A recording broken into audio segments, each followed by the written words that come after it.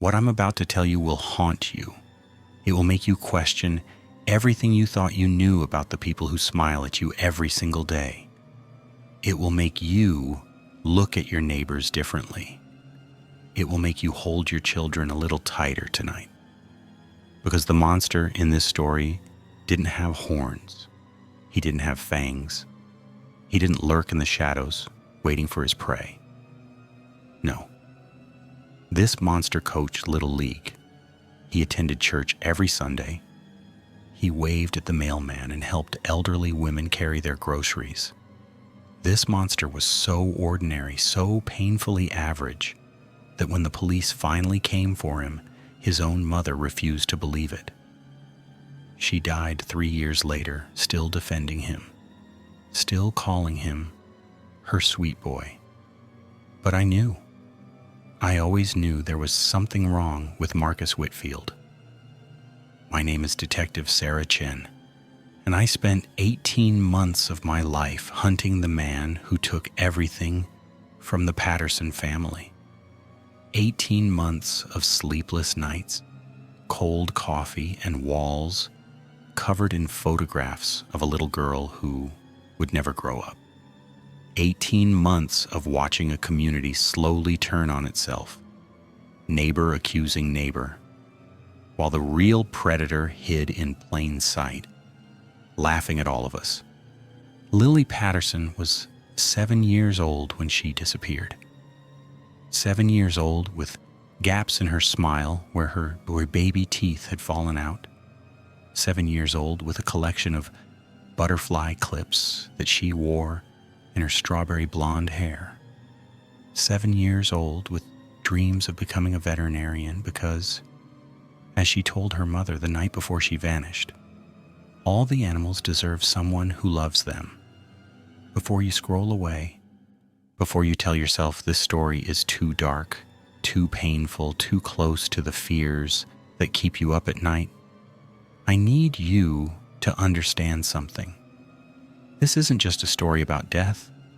This isn't just a story about evil. This is a story about justice, about redemption, about a small town that rose from the ashes of its worst nightmare and refused to let a monster win. If you're a parent, if you've ever loved a child, if you believe that evil should never go unpunished, then you need to stay until the end. You need to hear how this ends. And I'm asking you right now, before we go any further, to share this video, not for me, not for the algorithm, but because somewhere out there, someone needs to hear this story. Someone needs to know that even in the darkest moments, justice can prevail. Someone needs to be reminded that monsters can be caught. Subscribe to this channel because stories like this one deserve to be told, and the victims deserve to be remembered. Let me take you back to where it all began. Millbrook, Oregon. Population 12,847. A small town nestled in the shadow of the Cascade Mountains where everybody knew everybody's business, or so they thought. I'd been transferred there 6 months before Lily disappeared. Demoted, really, though my captain called it a lateral move. I'd made enemies in Portland by arresting the wrong person's son, a state senator's kid with a cocaine habit and a tendency to assault women. The charges stuck, but my career didn't. So there I was, 38 years old, newly divorced, living in a studio apartment above a hardware store, investigating stolen lawnmowers and petty vandalism. I thought my career was over. I thought the universe had given up on me. The morning everything changed started like any other. October 15th, a Tuesday. The leaves were turning that impossible shade of red and gold that makes the Pacific Northwest look like a painting. I was at my desk, nursing my third cup of coffee, when the call came in. Missing child, 7-year-old female. Last seen walking home from school. Even now, years later, those words send a chill down my spine. In a big city, A missing child might mean a custody dispute, a teenager who stayed out too late, a miscommunication between parents. But in a town like Millbrook, where children still walked to school and neighbors still borrowed cups of sugar, those words meant something different. They meant something was very, very wrong. I was at the Patterson home within 8 minutes. Patricia Patterson was standing on the front porch, her arms wrapped around herself, even though it wasn't cold. She looked like a woman whose soul had already left her body, like she knew something terrible had happened before anyone had the chance to tell her. Her husband, Michael, was pacing the yard, his phone pressed to his ear, calling everyone he knew, asking if they'd seen Lily. The details came in fragments. Lily had left Millbrook Elementary at 3:15 p.m., same as always. Her route home was exactly 6 blocks, a path she'd walked hundreds of times. She would have passed the pharmacy, the coffee shop, the small park with the old oak tree where teenagers gathered to smoke cigarettes and pretend they were adults. Her mother expected her home by 3:35 at the latest.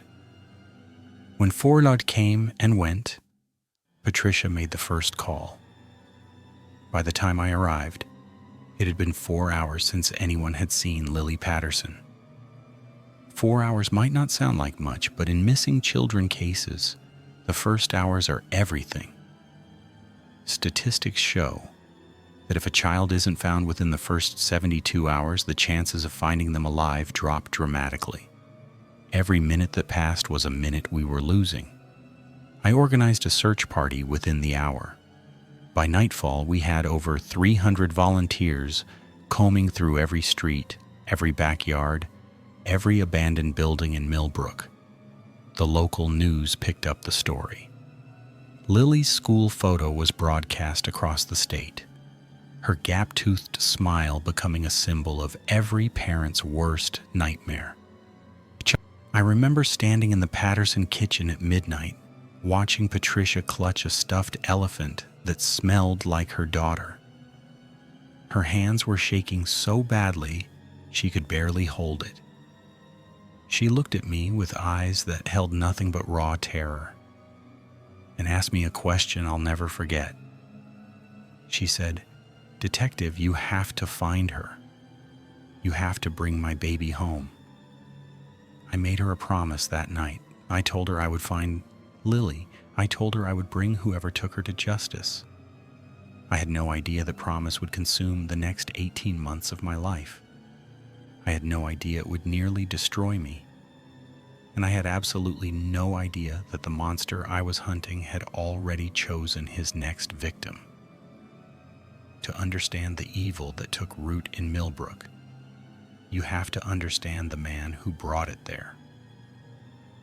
Marcus David Whitfield was born on March 3, 1978, in a small hospital just outside of Boise, Idaho. His birth certificate listed his mother as Elena Whitfield, occupation housewife, and his father as David Whitfield, occupation unknown. That unknown should have been the first red flag. There would be many more. The Whitfield family moved constantly during Marcus's childhood. Boise to Spokane, Spokane to Salem, Salem to Fresno, never staying anywhere longer than 2 years, never putting down roots, never making connections. Later, when I interviewed people who had known the family, they all said the same thing. There was something off about that kid. Something behind his eyes that wasn't quite right. His 4th grade teacher in Spokane told me a story that made my blood run cold. She said Marcus had brought a shoebox to show and tell one morning. Inside were 3 dead sparrows, arranged in a row, their wings pinned open like specimens in a museum. When she asked him where he got them, he smiled and said he'd been practicing. The school counselor was called. Marcus's mother was contacted. But nothing came of it. David Whitfield, who I later learned was a violent alcoholic with a record of domestic disturbances, showed up at the school the next day and threatened to sue for harassment. The incident was buried. The shoebox was forgotten. But the sparrows were just the beginning. In Salem, when Marcus was 12, a neighbor's cat went missing. It was found 3 days later in a drainage ditch, mutilated in ways I still can't bring myself to describe. No one connected it to the quiet boy next door. Why would they? He was so polite, so helpful. He mowed lawns for elderly neighbors and volunteered at the local food bank. The mask was already in place. The monster was already learning to hide. Marcus graduated high school in 1996 with a 3.8 GPA and a scholarship to Oregon State University. He studied education of all things. He wanted to work with children. The irony makes me physically ill. He came to Millbrook in 2008, hired as a physical education teacher at the middle school. By all accounts, he was excellent at his job. Parents loved him. Kids respected him. He started the town's first youth basketball league, spending his weekends coaching 8-year-olds on proper dribbling technique and good sportsmanship. What no one knew was that Marcus Whitfield had already killed twice before. I didn't discover this until much later in my investigation, but in 1999, a 6-year-old girl disappeared from a campground near Fresno. Her body was never found. Marcus was working as a camp counselor that summer, but he was never questioned. There was no evidence, no witnesses, just another unsolved tragedy. Then, in 2005, a 5-year-old boy vanished from a neighborhood park in Eugene. His remains were discovered 8 months later in a shallow grave 20 miles from town. The case went cold. Marcus was living in Eugene at the time, working as a substitute teacher. Again, he was never questioned. Again, there was no connection. 2 dead children. 0 consequences. The monster had learned that he could do whatever he wanted, and no one would stop him. By the time Marcus arrived in Millbrook, he had perfected his technique. He knew how to select his victims. He knew how to gain their trust. He knew how to make himself invisible, and most terrifyingly, he knew how to wait. I later learned that Marcus had been watching Lily Patterson for nearly a year before he took her. He'd coached her older brother in basketball. He'd volunteered at her school's annual carnival. He'd waved at her from across the street, bought her ice cream at the local shop, complimented her butterfly clips and her bright smile. To Lily, Marcus wasn't a stranger. He was Coach Whitfield. He was the nice man who gave her extra tokens for the ring toss. He was safe. The day Lily disappeared, Marcus was supposed to be at school. He'd called in sick that morning, complaining of a stomach bug. His substitute taught his classes. His alibi was airtight. Or so he thought. What Marcus didn't know was that Mrs. Dorothy Chen, no relation to me, a 73-year-old retired librarian who lived on the corner of Maple and 5th, had seen everything. She'd watched a gray sedan pull up alongside Lily as she walked home from school. She'd watched Lily smile and wave at the driver. She'd watched the car door open and Lily climb inside willingly. Mrs. Chen didn't think anything of it at the time. She assumed it was a family member, a friend, someone Lily knew. It wasn't until that night, when the search parties formed and the news broke, that she realized what she'd witnessed. She called the station at 11:47 p.m. I took the call myself, a gray sedan. That was all she could tell me, an older model, maybe a Honda or a Toyota. She didn't catch the plates. She didn't see the driver clearly, but she knew with absolute certainty that Lily had gotten into that car voluntarily, which meant whoever took her was someone she trusted.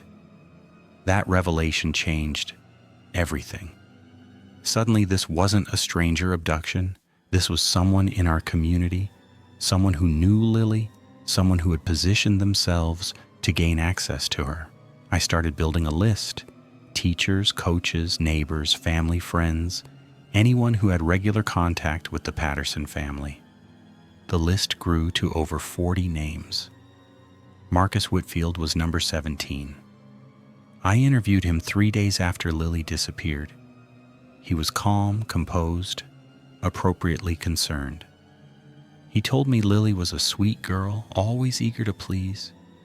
He told me her brother was devastated, that the whole basketball team had made cards for the family. He told me he hoped we'd find her safe and sound. I thanked him for his time.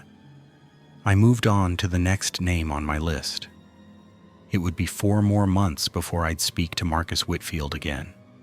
4 months of dead ends and false leads and sleepless nights. 4 months of watching Patricia Patterson wither away, her hope dying a little more each day. 4 months of a town slowly tearing itself apart, and all that time the monster was hiding in plain sight, coaching basketball and attending church and sleeping soundly in his bed, knowing exactly where Lily Patterson was. The first body was discovered on February 23rd, 4 months and 8 days after Lily vanished. A hiker found her in a ravine about 15 miles outside of town, in a patch of forest that locals called the Devil's Backbone because of the way the rock formations jutted up like vertebrae. She'd been partially buried, covered with leaves and branches, left there like garbage. But it wasn't Lily. The victim was identified as Emma Rodriguez, age 8, who had disappeared from a town called Clearview 3 months before Lily was taken. Clearview was 2 hours south of Millbrook. Different jurisdiction, different case. No one had connected the two disappearances until now. I stood in that ravine as the crime scene technicians processed the area, and I felt something shift inside me. This wasn't a crime of opportunity. This wasn't a one-time tragedy. This was a pattern. Someone was hunting children, moving from town to town, leaving a trail of broken families in his wake. The FBI was brought in within 24 hours. A task force was assembled. Suddenly, my missing person case was part of something much larger, something that stretched back years and crossed state lines. I should have been relieved. More resources meant a better chance of finding Lily. But I wasn't relieved. I was terrified, because the statistics on serial predators were clear. The longer they operated, the more sophisticated they became. And the more sophisticated they became, the harder they were to catch. Agent David Morrison from the FBI's Behavioral Analysis Unit arrived in Millbrook on February 26th. He was a tall man with graying temples and eyes that had seen too much. We sat in my cramped office, surrounded by boxes of files and walls covered in photographs. And he told me things that gave me nightmares for years. He said we were dealing with an organized offender, someone with above average intelligence, someone with a stable job and a stable life, someone who blended into the community so seamlessly that he was essentially invisible. He said this person had likely been operating for years, maybe decades. He said there were probably more victims we didn't know about, and he said with chilling certainty that this person wouldn't stop until we caught him. I asked Agent Morrison how we were supposed to catch someone who left no evidence, no witnesses, no trail. He looked at me with those tired eyes and said something I'll never forget. He said, "They all make mistakes eventually. We just have to be ready when he makes his." I threw myself into the investigation with a fervor that bordered on obsession. I reviewed every case file, every interview transcript, every piece of evidence we'd collected. I created timelines and maps and connection webs that covered entire walls of my apartment. I stopped eating regular meals. I stopped sleeping regular hours. I stopped being a person and became something else entirely. A machine designed for one purpose and one purpose only: finding Lily Patterson. Here's a question I want you to think about, and I really want you to answer honestly in the comments below. If you knew your neighbor was a monster, but you had no proof, what would you do? Would you watch and wait? Would you confront them? Would you take matters into your own hands? Think about that, really think about it, because I faced that exact choice, and the decision I made changed everything. The break in the case came from an unexpected source. Marcus Whitfield's ex-girlfriend. Her name was Jennifer Sawyer, and she dated Marcus for 2 years before he moved to Millbrook. She reached out to us after seeing the news coverage of Emma Rodriguez's discovery. She'd been watching the reports, she said, and something had been nagging at her, something she'd tried to forget. I drove to Portland to interview her personally. We met at a coffee shop near her apartment. A nervous woman with bitten fingernails and eyes that wouldn't meet mine. Jennifer told me that Marcus had been the perfect boyfriend at first. Charming, attentive, generous. But after a few months, things started to change. He became controlling, possessive. He wanted to know where she was at all times. He got angry when she spent time with friends or family, but that wasn't what made her call.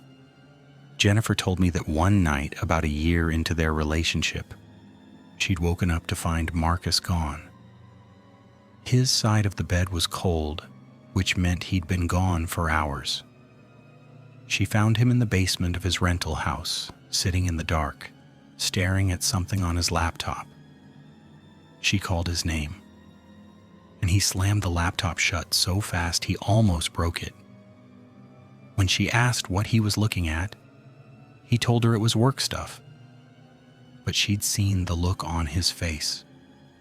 She'd seen the way his eyes had been shining in the glow of the screen.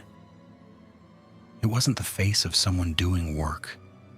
It was the face of someone doing something they knew was wrong and loving every second of it.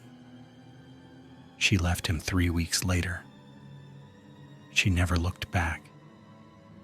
She tried to convince herself that the memory was nothing, that she was overreacting, that Marcus was just a controlling boyfriend, not something worse. But when she saw the news coverage, when she saw the photographs of Lily Patterson and Emma Rodriguez, something clicked. She remembered the way Marcus had looked at children when they were together. Not obviously, not blatantly, but in brief moments, flickers of interest that disappeared as quickly as they came. She dismissed it at the time. She couldn't dismiss it anymore. I thanked Jennifer for her courage in coming forward. Then I went back to Millbrook and started building a case against Marcus Whitfield. The problem was evidence. I had suspicions, I had patterns, I had a gut feeling so strong it kept me awake at night, but I didn't have proof. And without proof, I couldn't get a warrant. Without a warrant, I couldn't search his house, his car, his computer. Without that search, I would never find Lily. For 6 more weeks, I watched Marcus Whitfield live his life. I watched him coach basketball. I watched him attend church. I watched him interact with children, and I wanted to scream at their parents to keep them away, to protect them, to run. But I couldn't. I had to wait. I had to be patient. I had to let the monster believe he was safe. It was the hardest thing I've ever done. What happened next shattered everything I thought I knew about this case. On April 3rd, I received an anonymous phone call at the station. The voice was distorted, mechanical, clearly run through some kind of filter. But the message was clear. The voice said, "You're looking at the wrong man." Before I could respond, the line went dead. I spent the next 3 days trying to trace the call. Dead end. Burner phone. Purchased with cash. Activated once and never used again. Whoever had called me knew exactly how to cover their tracks. The message haunted me. Was I wrong about Marcus? Had my obsession blinded me to other possibilities? I went back through my list of 40 suspects, re-examining each one, looking for something I might have missed. That's when I found him. Thomas Brennan. Suspect number 31. A maintenance worker at Lily's school who had been on medical leave during my initial round of interviews. I'd made a note to follow up, but in the chaos of the investigation, he'd slipped through the cracks. Thomas Brennan was 47 years old, divorced, living alone in a house on the outskirts of town. He'd worked at Millbrook Elementary for 12 years. He knew every child in that school. He knew their schedules, their routines, their walking routes. And when I pulled his background check, my blood turned to ice. Thomas Brennan had a sealed juvenile record. Sealed records are supposed to be inaccessible, but I had contacts, favors I could call in. Within 24 hours, I had the file in my hands. At 15 years old, Thomas Brennan had been arrested for the attempted abduction of a 9-year-old girl. The charges were eventually dropped due to insufficient evidence, and the record was sealed when he turned 18. He'd reinvented himself, moved to a new town, started a new life. But the predator was still there, hiding beneath the surface. I surveilled Thomas for a week. What I found was damning. He drove past the Patterson house every day, sometimes twice. He had photographs of children on his phone, taken at school events, zoomed in on specific faces. And in his garage, hidden under a tarp, was a gray sedan, a gray Honda Civic, exactly matching the description Mrs. Chen had provided. I was certain I had the right man. I presented my evidence to Agent Morrison and requested authorization for a search warrant. He agreed. The warrant was signed. On April 15th, exactly 6 months after Lily Patterson disappeared, I led a team of officers to Thomas Brennan's house. What we found inside defied explanation. There were photographs everywhere, hundreds of them. Children from the school, children from the park, children from the grocery store. Some were taken from a distance, others were close-ups. All of them had that same quality, intimate, personal, like the photographer knew each child individually. But that wasn't what made us call for backup. In the basement, behind a false wall that Thomas had clearly constructed himself, was a room. A small room, maybe 10 feet by 10 feet, with concrete walls and a reinforced door. Inside that room was a mattress, a bucket, and a chain bolted to the wall. Someone had been kept in that room. The forensic evidence was clear: hair samples, fibers, bodily fluids. A child had lived in that nightmare space for weeks, maybe months. Thomas Brennan was arrested at gunpoint as he tried to flee through his backyard. He confessed within 6 hours, sobbing and begging for forgiveness, telling us everything we wanted to know. He had taken Lily Patterson. He had kept her in that room. He had done unspeakable things. But Lily wasn't there anymore. Through his tears, Thomas told us that Lily had died 3 weeks after he took her. An accident, he called it. He hadn't meant for it to happen. He'd buried her in the woods, in a spot he described in terrible detail. We found her body that same night. The forensic examination confirmed everything Thomas had said. Lily Patterson was gone. She had been gone for months, and I had wasted precious time chasing the wrong monster. The case was closed. Thomas Brennan was charged with kidnapping, murder, and a litany of other offenses that would ensure he never saw the outside of a prison cell again. The media declared it a victory. The town began the long, painful process of healing. But something didn't sit right. I couldn't stop thinking about Marcus Whitfield, about the anonymous phone call, about the way all of my instincts had pointed to him before Thomas Brennan entered the picture. 2 weeks after Thomas's arrest, I received a letter at my home address. No return address. Postmarked from Portland. Inside was a single photograph. It was a picture of Marcus Whitfield, smiling at the camera, holding a fishing rod. Behind him, barely visible through the trees, was a wooden structure. A cabin. On the back of the photograph, written in neat block letters, were 4 words that changed everything. Check the cabin. Hurry. I should have told Agent Morrison. I should have followed protocol. I should have done a dozen things differently. But the letter had been sent to my home.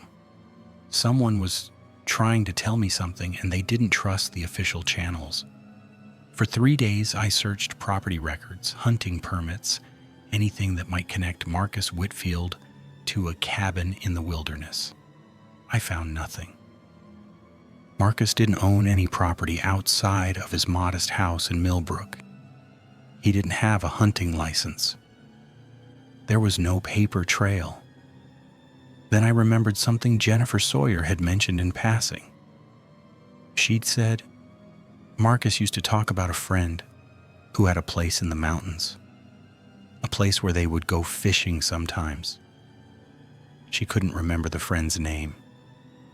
I went back to Marcus's file and started digging into his known associates, former roommates, college friends, co-workers. It took me 2 days to find the connection. Robert Whitfield, Marcus's older brother. I hadn't even known he had a brother. Robert had been estranged from the family for years, living off the grid in various locations. He had a history of mental illness and substance abuse. But most importantly, he owned a cabin.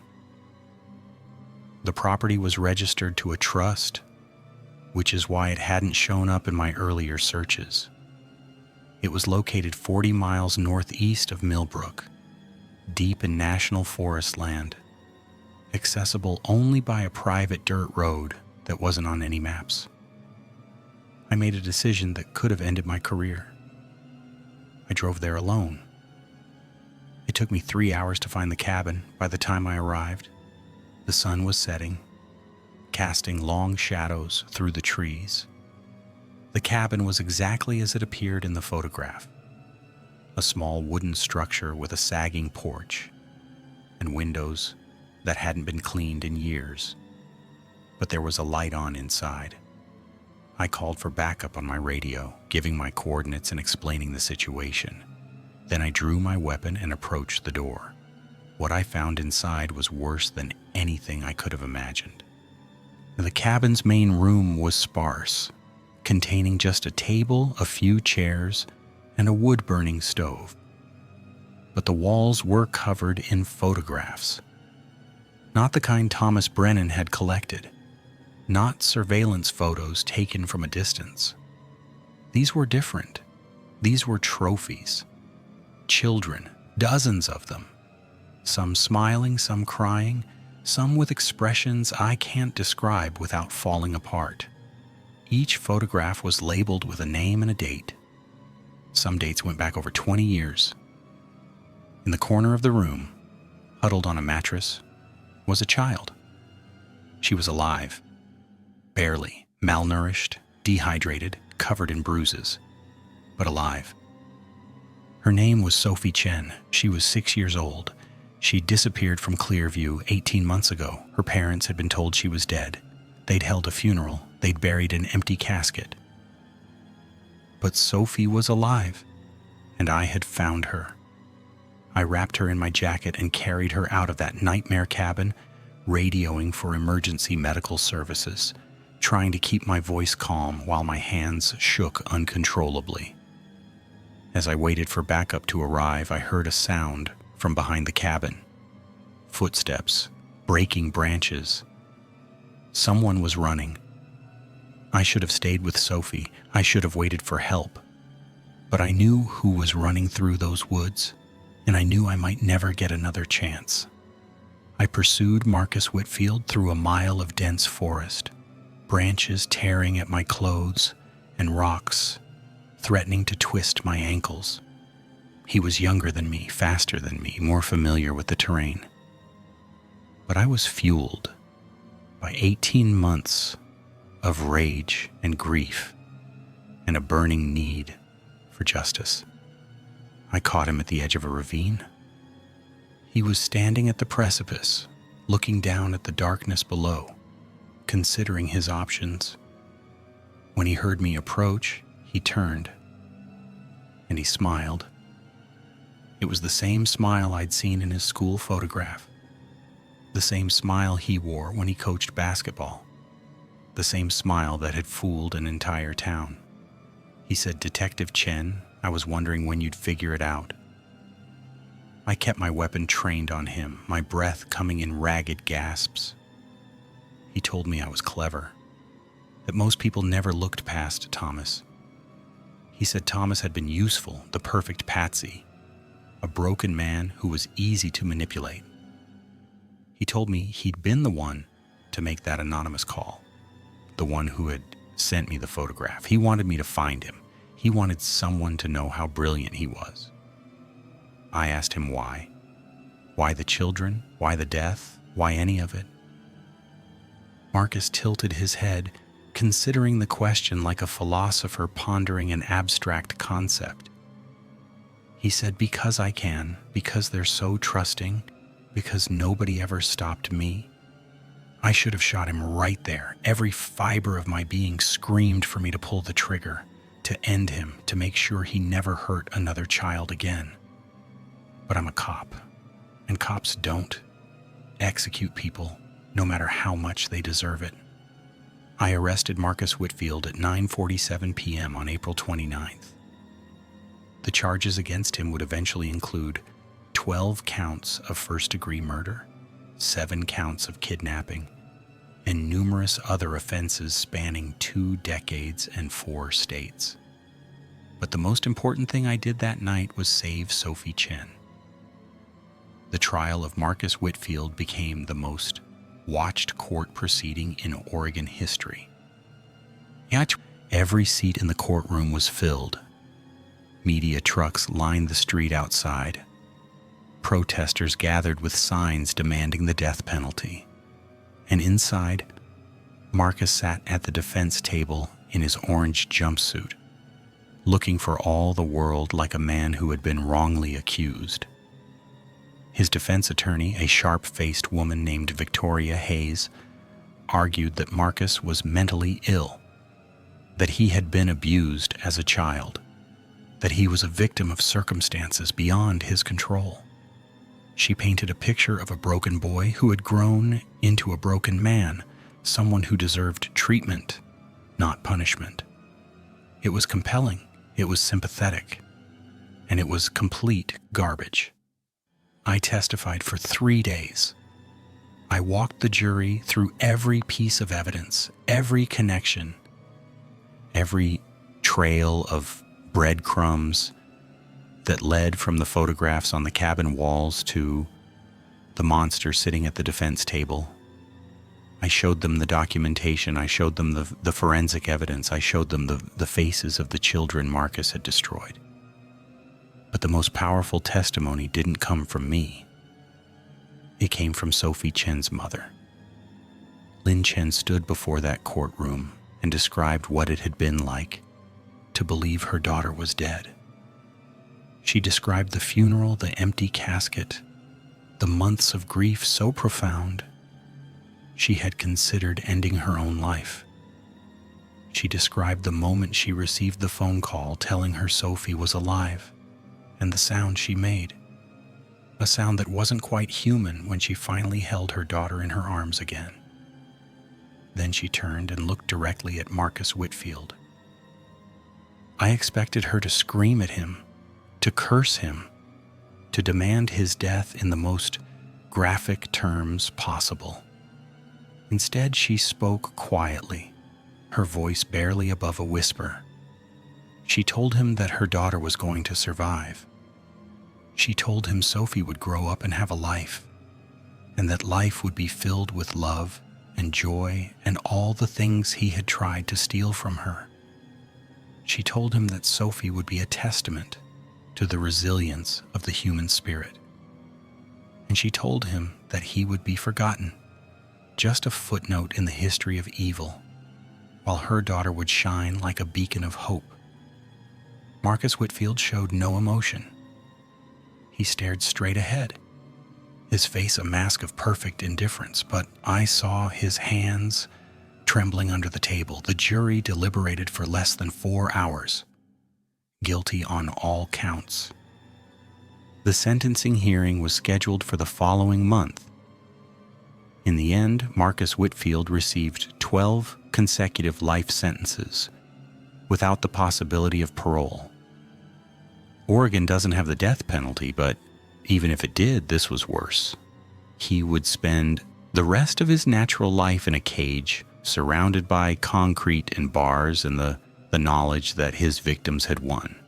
On the day of his sentencing, I stood outside the courthouse and watched them load him into a prison transport van. Our eyes met through the window. He smiled at me one last time, that same charming smile that had fooled so many people. I didn't smile back, but I did allow myself a small moment of satisfaction, because I had made a promise to Patricia Patterson 18 months ago. I had told her I would bring whoever took Lily to justice. I had kept that promise.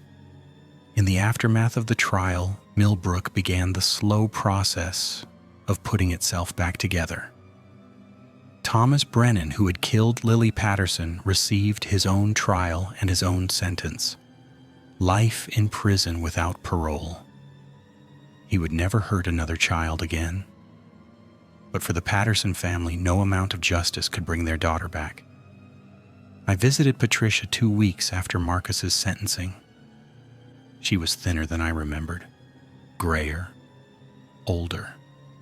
The spark that had once animated her eyes was gone, replaced by a profound weariness that comes from having survived the unsurvivable. We sat on her porch and watched the sunset, not saying much of anything. Finally, she spoke. She said she used to dream about Lily every night, dreams where Lily was still alive, still laughing, still collecting butterfly clips and talking about becoming a veterinarian. Then she would wake up, and for a brief moment, she would forget. For a brief moment, everything was normal. And then the memory would crash over her like a wave, and she would drown all over again. I didn't know what to say. There are no words that can heal that kind of wound. So I just sat there, bearing witness to her pain, letting her know she wasn't alone. After a long silence, Patricia told me something that would stay with me forever. She said that when Lily was 4, she had found a baby bird that had fallen from its nest. Most children would have left it there or poked it with a stick. But not Lily. Lily had carried that bird into the house and demanded they save it. Patricia had tried to explain that sometimes nature had to take its course, that they couldn't save every creature that needed help. But Lily wouldn't hear it. She stayed up all night, keeping the bird warm, feeding it drops of water with an eyedropper. The bird died by morning. Lily was heartbroken, but she insisted on burying it in the backyard with a proper funeral, complete with flowers and a eulogy that 4-year-old Lily had composed herself. Patricia said that was who her daughter was, someone who cared, someone who fought for the helpless, someone who believed that every life mattered. I made Patricia a promise that night. I told her I would never forget Lily. I told her I would carry her daughter's memory with me for the rest of my career. And every time I saved a child, I would be doing it in Lily's name. In the years that followed, I kept that promise. I left Millbrook and joined the FBI's Crimes Against Children unit. I worked cases across the country, hunting predators, rescuing victims, bringing monsters to justice. Every save, every conviction, every child returned safely to their family I dedicated to Lily Patterson. Sophie Chen recovered slowly and painfully from her 18 months of captivity. Her parents moved to a new city, away from the memories and the media attention and the constant reminders of what their daughter had endured. The last I heard, Sophie was in therapy, making progress, learning to trust again. She was going to school, she was making friends, she was reclaiming the childhood that Marcus Whitfield had tried to steal from her. Marcus himself died in prison 8 years after his sentencing. A brain aneurysm, sudden and unexpected. Some people said it was too peaceful a death for someone who had caused so much suffering. They wanted him to suffer. They wanted him to feel a fraction of the pain he had inflicted on others. I understood their anger. But I also knew that Marcus Whitfield had spent the last 8 years of his life in a cage, stripped of power, stripped of control, stripped of everything that had made him feel special. He died knowing that the world would forget him. He died knowing that his victims had outlasted him. He died knowing that he had lost. That was enough for me. 20 years have passed since Lily Patterson disappeared. I'm retired now, living in a small house on the Oregon coast, where I can watch the waves crash against the rocks and feel something close to peace. My career spanned 3 decades and touched hundreds of cases. I saved some, I lost some. Each one left a mark on my soul. But Lily's case was the one that defined me. It taught me that evil exists, that it wears human faces and speaks with human voices and hides in places we least expect. It taught me that justice is not guaranteed, that sometimes the bad guys win and the good guys fail. But it also taught me that we have to keep fighting anyway, because the alternative is unthinkable. Every year on October 15th, the anniversary of Lily's disappearance, I light a candle. I sit in the darkness and think about a little girl with butterfly clips who dreamed of becoming a veterinarian because all the animals deserve someone who loves them. I think about her mother who survived the unsurvivable. I think about Sophie Chen, who is now a grown woman working as a children's advocate. I think about all the children I couldn't save and I let myself grieve. Then I blow out the candle and face another day. Because that's what we do. We survive, we remember, we keep going. Patricia Patterson passed away 5 years ago, peacefully, in her sleep. Her husband Michael had died a decade before, never fully recovering from the loss of their daughter. But before Patricia went, she did something remarkable. She established the Lily Patterson Foundation, a nonprofit organization dedicated to funding child safety initiatives across the country. In the years since its founding, the organization has trained thousands of teachers and parents to recognize the signs of predatory behavior. It has funded background check programs in school districts that couldn't afford them. It has created a network of support for families affected by child abduction. Lily never got to grow up, but her legacy is saving children every single day. I think about that sometimes, about how the worst evil can inadvertently inspire the greatest good, about how the love Patricia felt for her daughter was transformed into something that would outlive them both, about how, in a way, Lily won. The monsters don't want us to remember their victims. They want us to remember them, their power, their control, their ability to destroy. But we can choose differently. We can remember the ones they tried to erase. We can speak their names. We can ensure that their light continues to shine, even after the darkness tried to extinguish it.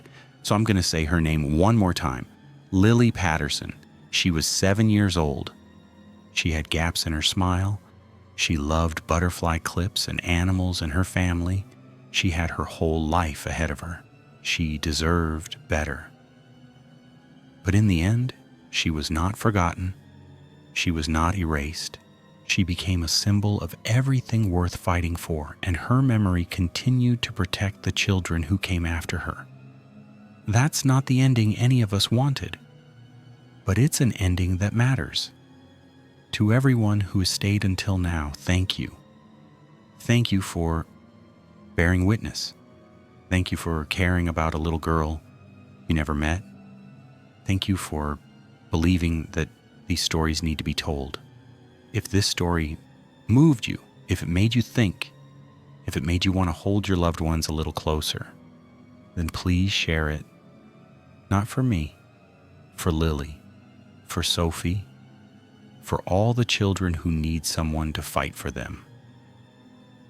And the next time you see something that doesn't seem right, the next time your instincts tell you something is wrong, listen, speak up, act.